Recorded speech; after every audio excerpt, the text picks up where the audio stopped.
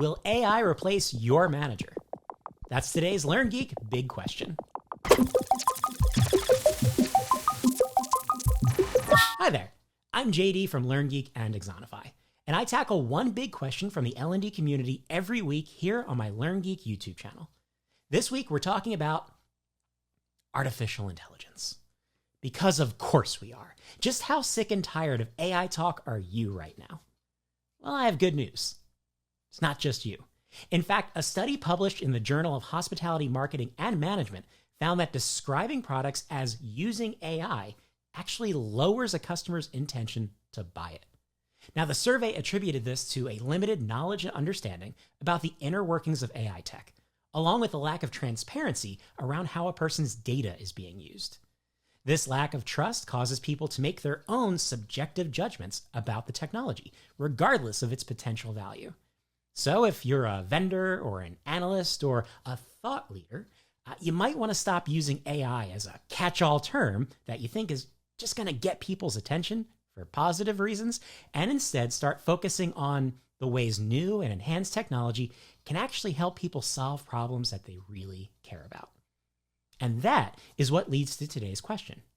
Will AI replace managers? Now, this question popped up in the Red Thread research community, which you should definitely join if you're in the HR or L&D space, because the folks at Red Thread are the best in the biz when it comes to breaking through the noise around people and performance in today's workplace. So this question is about AI, but it's not really about AI. It's about the role that managers play in the workplace today and moving forward.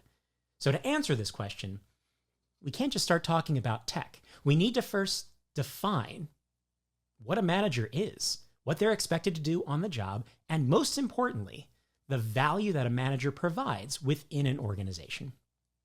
Now, if you know anything about me, you know I just love talking about myself. I am my favorite person, after all. So I'm going to use myself as an example to explore what being a manager means. Because I actually started my career managing movie theaters and theme parks before becoming an L&D manager, director, CLO, and now a tech executive. I'm not a people manager today, but I was a great frontline manager for the first half of my career. And while I was exceptional at the job itself was pretty traditional when it comes to the role and responsibilities that managers have in a lot of different businesses and different types of industries. And when I think about how I spent my time as a manager, I can fit most of my work into three different buckets. You see, bucket number one was all about the day-to-day operation, getting the work done. I had a list of tasks every day, and I worked as many hours as I needed to get that list done. And sometimes that was 9 hours on a random Wednesday at the movie theater.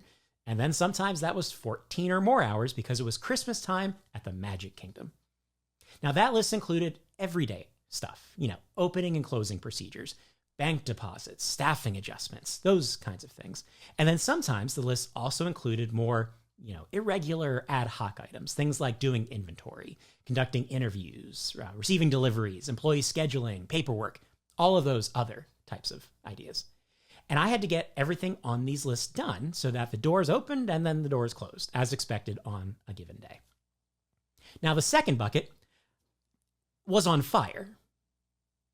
Metaphorically. It was metaphorically all of those fires that I had to put out as a manager. But then there were those two other times it was actually on fire. And that's why ABC means ash, bang, current. Remember that one.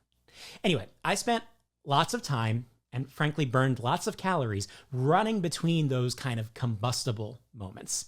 A movie's off screen in Auditorium 8. And a guest wants to talk to a manager at Greeter. And sorry for the holdup, folks. That is a breakdown spiel that I still hear in my dreams to this day. Now, this was all of the stuff that I could expect, but not necessarily predict. And it all required my immediate attention, regardless of whatever else I had planned for that day, because I was the manager on duty. And then there was the third bucket. Now, this is actually the most important of the buckets. It was the bucket I valued the most. But there's a reason it's third.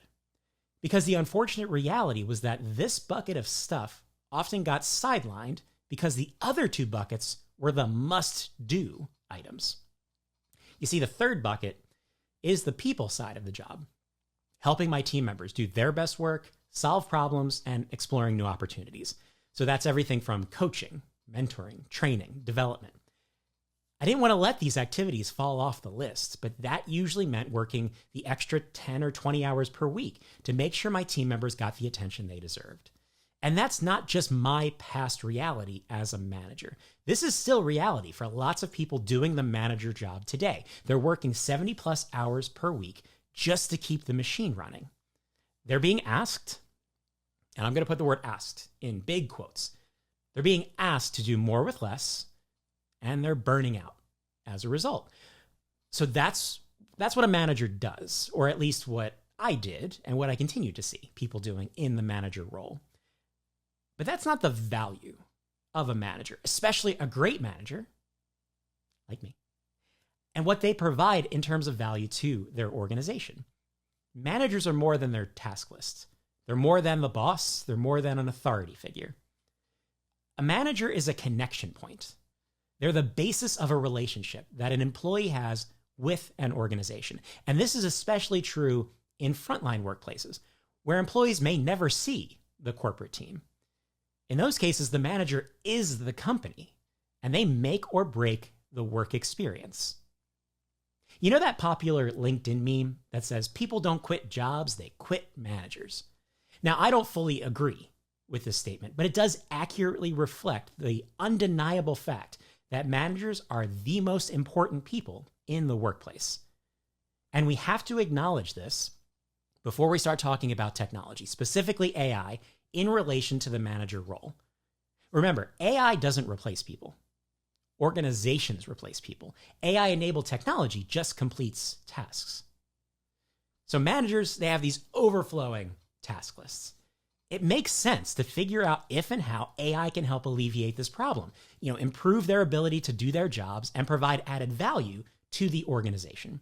So let's take another look at those three buckets. But this time, let's use an AI lens as we explore how we can evolve the role that managers play. Now, that first bucket, it's overloaded with everyday stuff. And this is where AI can make the biggest difference, in my perspective, to the professional lives of managers. So how can we use technology to basically lighten the load, to simplify the job, and allow managers to focus their limited time and limited effort on the more human side of the role? So let's consider one of those items that's on the list. Let's take employee scheduling as an example. Now, scheduling got digitized way back in the mid-2000s at this point, but it's still a big part of a lot of managers' jobs. They're maintaining employee data. They're verifying schedules before they get published by the machine that maybe does the first draft of the schedule. They're approving shift trades between employees, and then they're closing staffing gaps when people might call out sick. Now, AI can help us improve scheduling tech, automate a lot of these different steps in the process, and potentially take most, if not all of this, off of a manager's plate. And that's just one part of the manager workflow. How many other workflows could AI improve to make it that much easier to keep the operation running safely and efficiently? How about things like inventory management or payroll or labor forecasting or all of the different reporting duties that managers have? So we still need to keep managers in the loop within these workflows. But this is a huge opportunity to improve efficiency and reduce manager burden by leveraging emerging tech. Now there's the second bucket, all of those unforeseen conflagrations, let's call them. Well, a robot can't unupset an upset customer, let's say. I mean, we've already seen what happens when you call like a contact center and you can't get a person on the line. You scream agent into the phone over and over again. So imagine that happening, but now you're in a restaurant just screaming for a human when you're trying to resolve a potential situation. There'd just be silverware flying everywhere in that situation. Now, this bucket is really still a human domain, at least for the foreseeable future. But hopefully, it becomes less of a disruption and more of a core focus moving forward because managers have a much lighter first bucket to deal with because we've improved efficiency and reduced the workload. So again, people can start focusing on the human side of the business. And that's what takes us back to the third bucket, the true people side of the job. And IMO, that's what the kids are saying, IMO. This is an in-betweener when it comes to the potential of AI for managers, because it's not an all-out automate like bucket number 1, but it's also not an all-out human like I think bucket number 2 really is. And let's consider coaching as an example, a core responsibility for managers. Now, some managers have teams of 4 or 5 people, so it's meaningfully more realistic for them to provide one-on-one coaching on a regular basis as part of their everyday responsibilities. But then there are managers who have 20, 30, 50 people reporting to them. At one point in my career, I had almost 200 people in my area. So it was logistically impossible to spend the same amount of time with everyone. And on top of that, it was also really difficult to figure out where I should be spending the most time unless I happen to see something or have something reported to me or something just kind of jumped out in our metrics. So this is where technology can help restore a balance and make coaching more scalable, but without removing the human connection that's so critical for an employee's experience. So let's for example, we can use data and AI to automatically push nudges to people who might need some extra help. So let's say there's a cashier within your operation and they're not hitting their scans per minute goal. Well, instead of the manager automatically having to step in and have a conversation, the first step could be an automated reminder with some additional tips on how to overcome common obstacles to achieving that goal. And the hope is that this type of reminder would self-heal the performance gap before it becomes a more pronounced problem. Now, if the employee continues to struggle, then we can nudge the manager to have the right coaching conversation. So in this way, the employee gets the right help at the right time, and we keep the manager in the loop so they can focus their time most appropriately. And if the problem, let's say it wasn't scans per minute, it was something more critical in nature from the very start, we could step over that automated coaching moment and go straight to the manager and pull them into the conversation right away because it's the right thing to do and the right place to focus their effort. So basically, that was a really long-winded way of answering this question with a no. I don't think AI is going to take over for managers. I believe there are considerable opportunities to improve the manager experience and, as a result, improve the employee experience through this technology. But the human experience, the connection that managers forge with employees, and the trust that they establish as that everyday representation of the company, that has to be prioritized as part of this conversation. And this means that organizations are going to have to avoid the temptation to think, well, we can automate big chunks of the manager workflow now, so that means we can reduce our manager headcount. And instead of having teams of 20 people, we'll have teams of 50 people instead. Now, we always talk about this idea, especially right now, that technology is going to allow people to focus on the human side, spend less time doing tasks and focus more on customers and focus more on employees. This is our chance to show that's really the goal, and it's not just a PR cover, as we look for even more ways to cut costs while ignoring the chance to reduce burnout and improve what it means to work in our organizations for everyone.